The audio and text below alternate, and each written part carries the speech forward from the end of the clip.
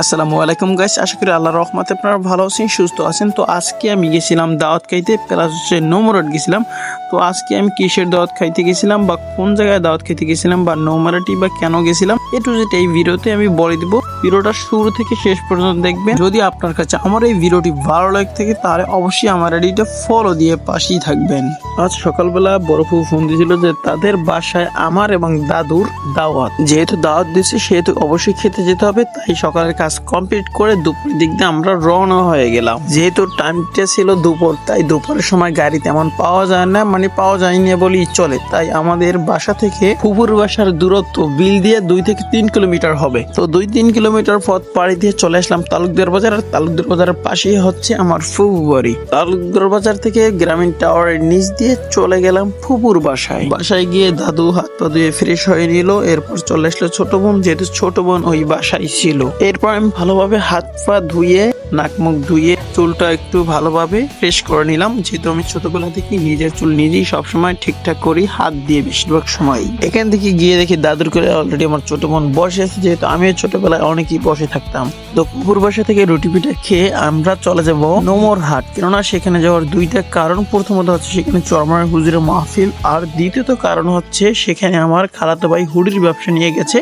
ফুফুর বাসা থেকে খাওয়া দাওয়া কমপ্লিট করে চলে গেলাম তালুকদার বাজার। সেখানে গিয়ে আব্বুর গাড়ি পেলাম, আর সেই গাড়িতে করে আমি চলে গেলাম সুবন্দি। আর সুবন্দি গিয়ে দেখি আলামিনও চলে আসছে, যেহেতু আমি আর আলামিন দুজনেই যাব নমরহাট। সুবন্দি থেকে একটা গাড়িতে চলে গেলাম গাজীপুর। গাজীপুর থেকে আরেকটা অটোতে উঠে পড়লাম নমরহাট যাওয়ার জন্য। কাঠালিয়া এসে ড্রাইভার আমাদেরকে নামিয়ে দেয়, কেননা এখানে একটা ভাঙ্গা ব্রিজ, একটু পরেই দেখতে পারবেন। দেখতে পাচ্ছেন গাড়িটা কিন্তু বিল দিয়ে যাচ্ছে। এখান থেকে তার আধা কিলোমিটার ঘুরে আবার গন্তব্যস্থলে আসতে হবে। আমরা যাব এই ভাঙ্গা ব্রিজ দিয়ে সোজা উপরে। এই ব্রিজটি গত 5-6 বছর যাবৎ ভেঙে আছে, এখানে অনেক দুর্ঘটনা ঘটছে, কিন্তু এই জিনিসটা প্রশাসন চোখে দেখেও আবার দেখে না। তো যাই হোক, এটা কেন দেখে না বা এতে হচ্ছে জনগণের অনেকটা ক্ষতি হয়। তো এই ভাঙ্গা ব্রিজ দিয়ে আমরা চলে গেলাম ওপরে, মানে ব্রিজের ওপরে। তো 5 মিনিট ওয়েট করার পর আমাদের অটো চলে আসছে এবং আমরা উঠে পড়লাম অটোতে। অটোতে বসে আমরা বিকেলের চারপাশের পরিবেশ উপভোগ করতে করতে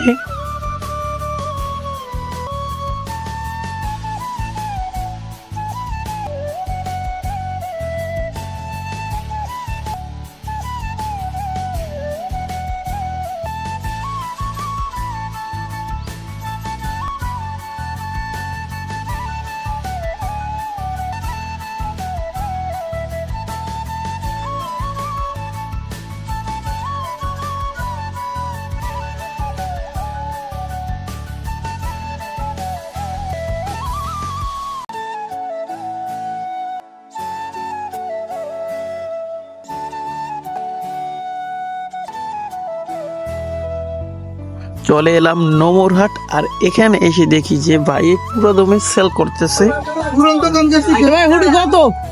আমি কি কর কত ভাই? 300 দিছি।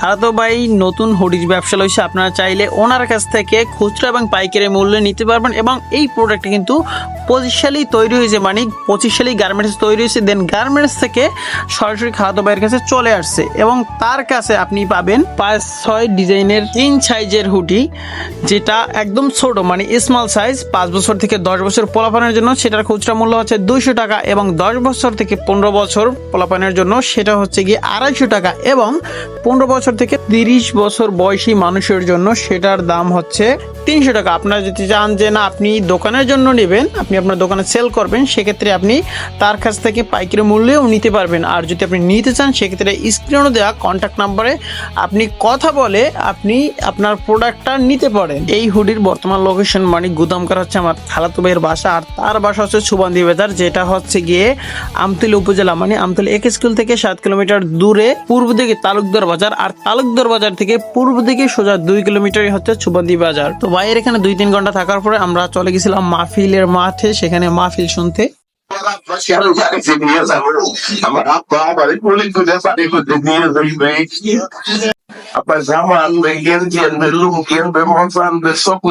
আমরা কিছুক্ষণ মাহফিল শোনার পর আমরা রওনা দিলাম বাড়ির উদ্দেশ্যে। আর সেই 8-10 কিলোমিটার পথ পাড়ি দিয়ে ফাইনালি বাড়ি চলে আসলাম। আর ভিডিওটা এখানেই শেষ। ভালো থাকবেন, সুস্থ থাকবেন, বিদায় নিচ্ছি। আল্লাহ হাফেজ।